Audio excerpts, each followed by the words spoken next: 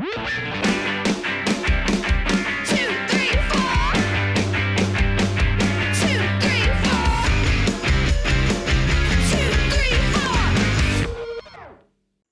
fellow law nerds. Welcome to another episode of Boom Lawyered, a Rewire News Group podcast hosted by the legal journalism team that my script says XXYY.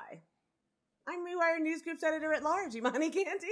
And I'm Jess Piccolo, Rewire News Group's executive editor. Rewire News Group is the one and only home for expert repro journalism that inspires you to stand up for trans kids. And the Boom Lawyered podcast is part of that mission. So big thanks to our subscribers and a welcome to our new listeners and viewers. So Jess. Yeah? The dominoes, they are falling. Wait, what? What are you talking about? What dominoes? I don't play dominoes. The dominoes, because it's because you're not black. Fair, I play cribbage. I play cribbage. I mean the dominoes of our democracy. Oh, yes. Right? Yes, Those dominoes. yes. Once you tip over one, all the others start following, right? You got it. Yes. Sorry. I'm a little slow on the uptake. But yeah, unfortunately, that part is crystal clear, right? The conservative legal movement knocked over abortion, and now they're going after marriage equality, birth control, and, well, basically everything else. Yeah, but I have good news. I'm sorry, what? Yeah, Which is what exactly? That we're here. That's why we're here. Yes, right. Okay, fair. That is really good news because as bad actors start pushing those dominoes over, we jump in and keep you informed so that you folks can push back. And you know who we count on to make that possible? You guys, yins guys, as they say Yos. in Pittsburgh. Yous guys. Hey, you guys. We rely on you, our fearless listeners and viewers. Your monthly donations, big or small, allow us to continue producing our unique brand of journalism and analysis. We've been the canaries in the coal mine on this stuff for a minute now. And that would be exhausting, except for we have your support, right? Like, all of the support from all of you means so much to us. It really does. And so we want to do something very special and, if I'm honest, I think very boom lawyered also for folks who sign up now to donate $10 a month or more. We have produced our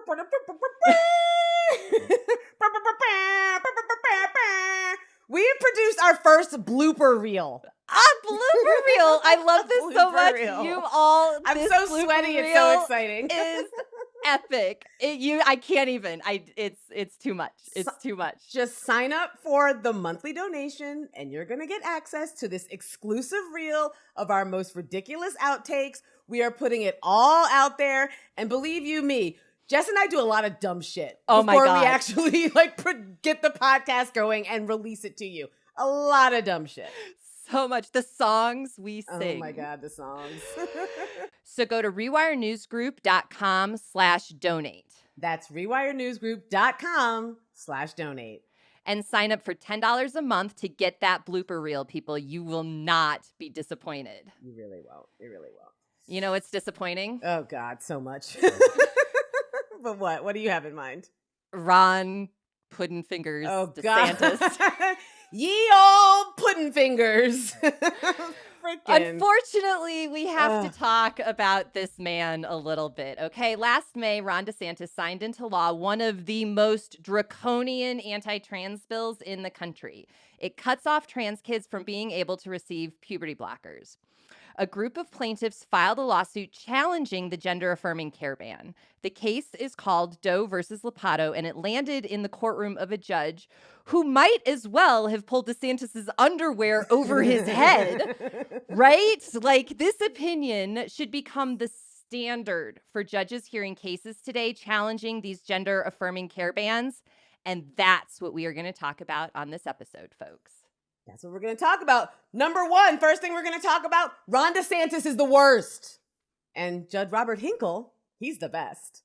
So the same week that DeSantis announced his run for presidency, he signed into law just like a bunch of really shitty anti-trans bills. And these bills target trans people as groomers, castigates them as groomers. He signed into law a bill that targets drag shows, one that restricts discussion of preferred pronouns in school, another one that forces people to use bathrooms that may not align with their gender identity. But the one that we're going to talk about today is the gender-affirming care ban for minors. Mm-hmm. During his signing of this bill, he had this huge ceremonial signing. And do you know what he did? He threw Sharpies into the crowd. Stop it. He threw Sharpies into the crowd. Like it's giving Donald Trump throwing paper towels at people after Hurricane Maria. Like super freaking tacky. But during this ceremony, he made a bunch of arguments that have routinely been debunked. Just like debunked AF by major medical associations and people who are experts when it comes to trans healthcare. For example, he said at his ceremonial signing where he threw Sharpies, he said that children are routinely being mutilated, right? He also made the ridiculous claim that he was somehow protecting parents' rights by banning gender-affirming care. This guy. This fucking guy. This fucking guy, right? He's like some kind of like fascist Dr. Phil out there, right? Like, fascist Dr. Phil. Like thinking he's protecting parents' rights, you know, I don't know, the parental right to, I suppose, abuse your children by ignoring their gender dysphoria, right? Because gender dysphoria is a major medical issue. And parents who are getting their children care are just simply doing right by them. Huh? Yeah. Right? Yeah.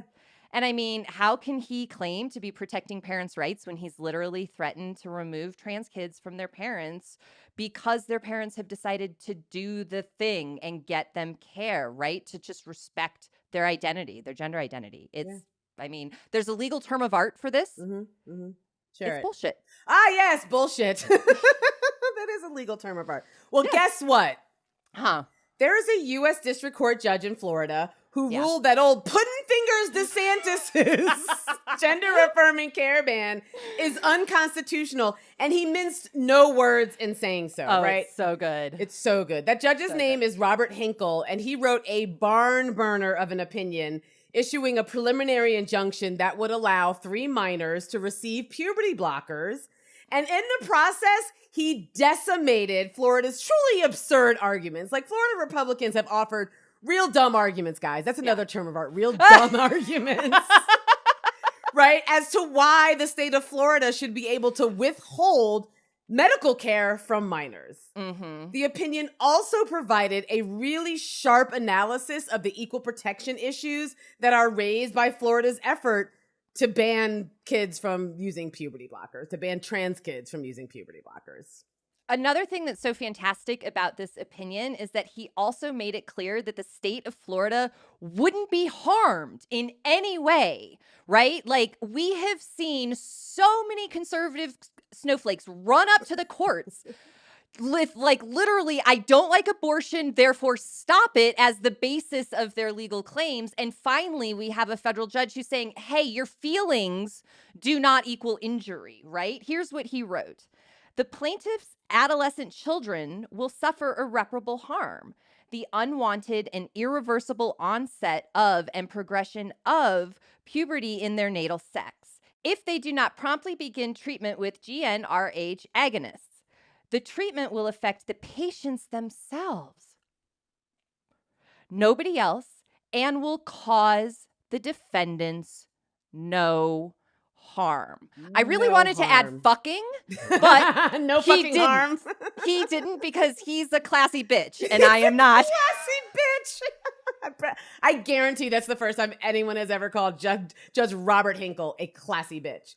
But truly, you know, you and I know that the harm that they're thinking about is that trans people make them feel icky, right? It makes them feel icky inside. But what they do in their briefs is make it an argument about states protecting the health and welfare of its citizens, which is, you know, to just add insult to injury.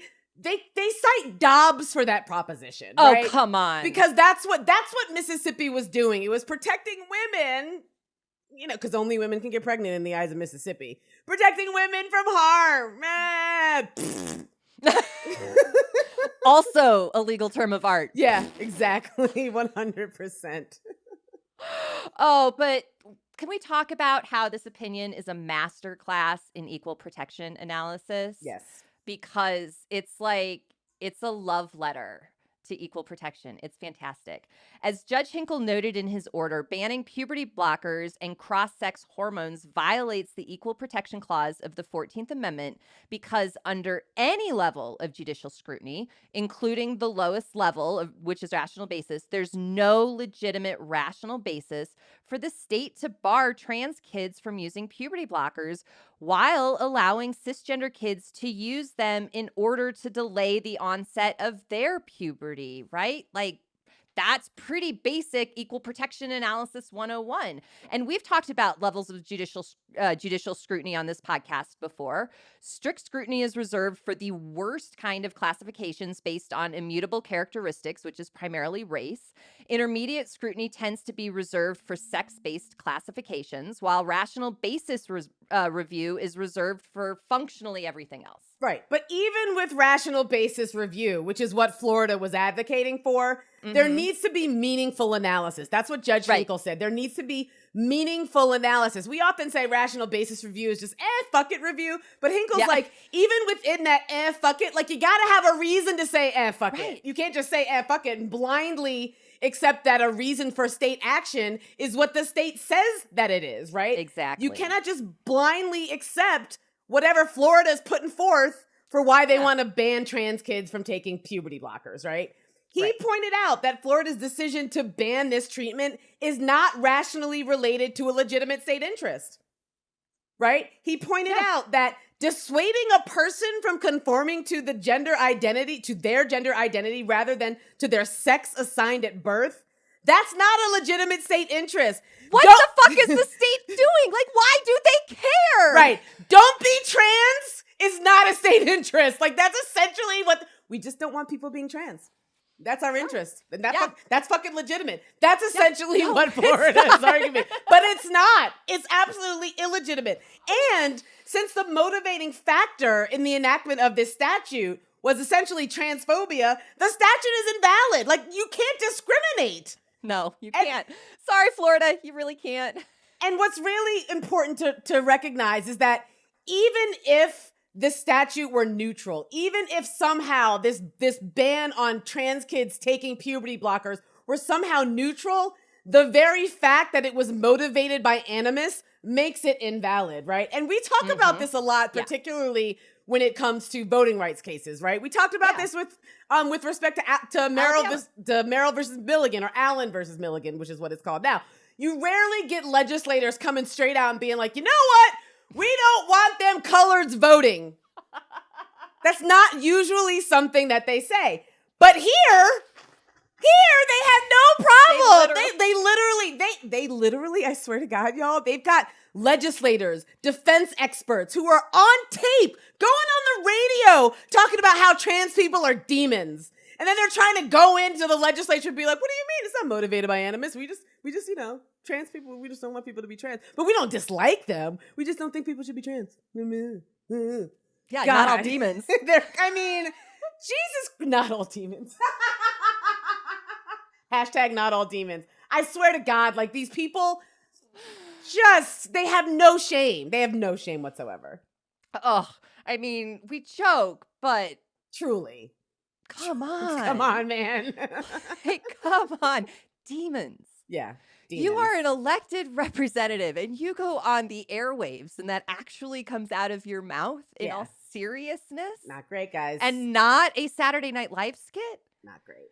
What's with you? Okay. Ultimately, though, Hinkle noted that intermediate scrutiny applied because a law that bans trans kids from gender-affirming care but not cisgender kids necessarily relates to sex, right? Like, that's, I mean, we're celebrating an opinion that's like, basic stuff. Yeah, exactly. Like, but that's the world that we're in. In other words, in order to determine whether or not providing puberty blockers to a specific kid is legal or not, you have to determine the minor in question's sex assigned at birth.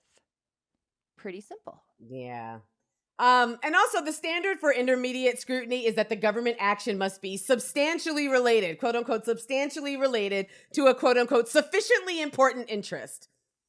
Lawyers, man. I know, real. What the fuck does substantially related mean? What the fuck is a sufficiently important interest as opposed to a legitimate state interest? Look, we like prongs. We do like that don't prongs. mean a lot Right. that we can fight about. That's true. That's true. But I mean, obviously, the judge said that there was no legitimate rationale under rational basis review, so there clearly is no legitimate or sufficiently important interest under the intermediate scrutiny standard. Yeah.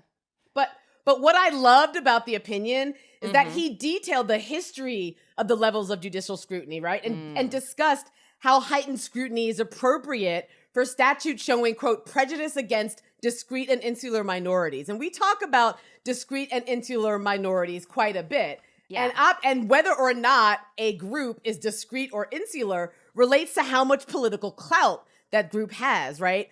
Hinkle went on to notice that transgender status is rarely an appropriate basis on which to parcel out government benefits or burdens. Like, that just makes sense. Trans people don't have a whole lot of clout right now. There's not a lot of them generally. They're spread out across multiple states. They don't have like a political action committee that's actually where the government is actually listening to their needs and representing them. No, they're being targeted for essentially what I consider to be a cultural genocide. Yeah. And so, they're a discrete and insular minority. And Hinkle's opinion is so smart on this, right? Like, interestingly, he said that race is the paradigm and that leaving aside affirmative action as a remedy for prior discrimination, it is almost never appropriate to parcel out government benefits or burdens based on race. The same is true of transgender people, like you were just explaining. Like, this is just smart, clear legal reasoning. And it's thank you. It is. It's great. So, and just like an amazing and timely connection to make, particularly at the time when we are waiting for the Supreme Court to decimate affirmative action in the Students for Fair Admissions case.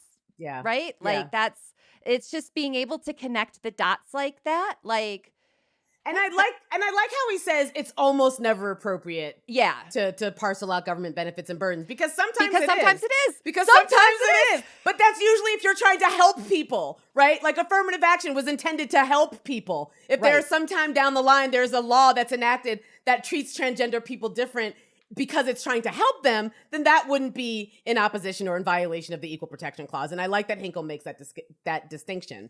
I also like the way that this opinion is a masterclass on how to challenge the anti-scientific and anti-trans nonsense that is spewing forth from legislatures like Florida's. Oh my God. I mean, for the love of Christ, people, my brothers and sisters in Christ, these laws are backed by bullshit science, and it was really refreshing to see Hinkle take on these so-called experts who claim that puberty blockers are somehow dangerous, and in the process, we're just spewing just basic anti-trans propaganda. He specifically called out the medical authorities, medical organizations like American Academy of Pediatrics, the American College of Obstetricians and Gynecologists, why are all these colleges American? I guess because we're in America. Yeah. The American College of Physicians and the American Medical Association, right?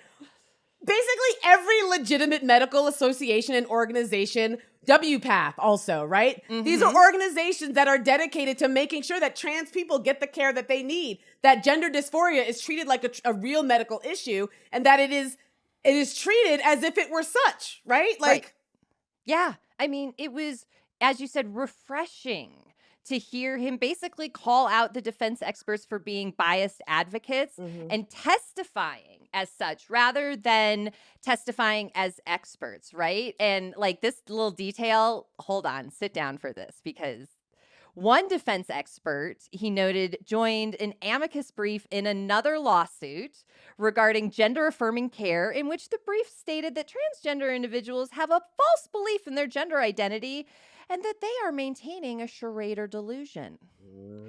They're experts. They're unbiased experts. Said this in an amicus brief, which is, you know, a friend of the court brief that advocates for a particular position or side. Right. Not a sense of neutrality, right? No. Another gets better, worse, all of it. Another called gender affirming care a lie, a moral violation, a huge evil, and diabolical. What is it with the demons? Honestly.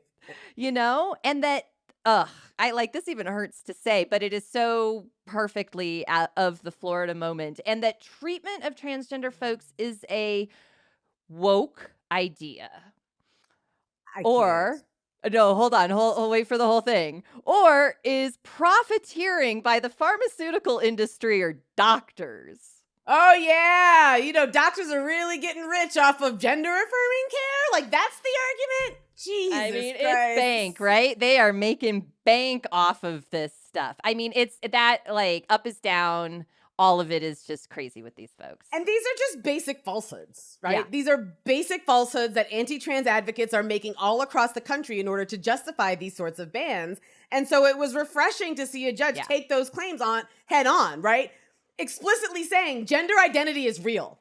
Like, that was in the beginning of his order. Gender identity is real. And then he basically called out, like, the Florida legislatures to either put up or shut up. He said, any proponent of the challenge statute and rules should put up or shut up. Do you acknowledge that there are individuals with actual gender identities opposite their natal sex, or do you not? And then he went on to say that these dog whistles about demons and moral violations and delusions should not be tolerated, because they're trying to have it both ways, like to claim that it's a moral violation, but then also to be like, well, I guess gender identity is kind of real because that's why we got to ban it.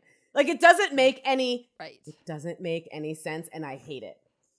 So, I have a question for you. But hold on, but put up or shut up is kind of hot. It is kind of hot. I'm gonna fan myself. It's hot. It's wow, man. Yes, that's a like taking off the rings and earrings kind of statement from a federal judge. Truly, and I actually went and I read the Arkansas District Court order, because the Arkansas gender affirming care ban was also struck down, and then that striking down, I almost said that struck downedness is what I almost said. That's not a real word. But, the 8th Circuit Court of Appeals, which is itself a pretty conservative appellate court, upheld the order that the ban was basically, a violation of the Constitution.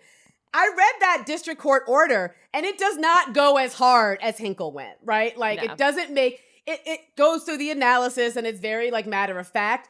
But I really enjoy the fact that Hinkle just came out swinging for trans people. Gender identity is real. If you don't believe it, put up or shut up. He might as well have just said, what the actual fuck, Florida?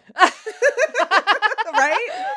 Functionally, that's the legal equivalent of what the actual fuck, Florida. And so I really hope that other courts that are going to be striking down these bans, because any court worth its salt is going to have to, I really hope that they go this hard for trans people. Yeah, I'm just saying. It was a breath of fresh air. It really was. And I have a question for you, our Cassandra of the courts. Okay, sure. Shoot, What's going to happen next? What happens now? Well, so Florida hates this decision. Yes, they do. And they will appeal it to the 11th Circuit Court of Appeals, which is pretty conservative. Mm-hmm. Now, not as conservative as the 8th Circuit that you were just talking about with Arkansas. So if the 11th Circuit follows the law and also follows what the 8th Circuit did with respect to that Arkansas gender affirming care ban, then the 11th Circuit should uphold this ruling. Folks, the 11th Circuit should uphold this ruling. Yeah. And then there's still unanimity in the federal courts that these bills are bullshit. Yeah. Right? Yeah. And that is the important thing to really note. As Jillian Bannister noted on Twitter when the decision came down, the federal courts are reading these statutes for filth, and they should. And it's good to see, especially because we so rarely, it feels like these days, have good news and good decisions coming out of the federal courts. Yeah. So, and Jillian is with the ACLU, right? Oh, yes. Thank you. Yes. So that's good. This is good. It is. This is great. I like the fact that someone smacked putting fingers in the face. I think it's great.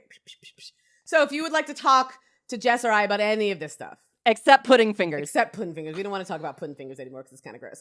You can find me on Twitter at Angry Black Lady. You can find Jess on Twitter at Hegemami. You can find us both on Blue Sky under those same names if you want to come find us on Blue Sky. It's lovely over there. It is nice. It's quiet. Like a breath of fresh air. People are nice. It's like a walkabout in the neighborhood. It really is. It really is. You should also follow Rewire News Group on Instagram, on Twitter, on TikTok, and you should subscribe to our YouTube channel so that you'll get notifications whenever we have podcasts. And given it's Sweaty SCOTUS season, right, we're going to be doing live reaction podcasts. So you're going to want to hang on to your butts for those. Definitely. And we're coming up on the 1-year anniversary of the Dobbs decision, which was a terrible day, one of the worst days ever. Rewire News Group put together a special editorial package marking that anniversary. So you definitely want to go to the website and check that out. Yep. And I'm going to blow a little bit of smoke up our own asses. We won an award from we won a digital health award for our The Day Roe Died podcast. That was the podcast that we recorded. We were very emotional on the day that Roe fell. So good for us. We are an award-winning podcast. We are. And we actually really couldn't do it without you. So again, if you want to see that blooper reel, you're gonna need a monthly donation. You want to see the blooper reel. You want to see the blooper reel. RewireNewsGroup.com/donate. Go there. And aside from that, what are we gonna do, Jess? We're gonna see you on the tubes, folks. We're gonna see you on the tubes, folks.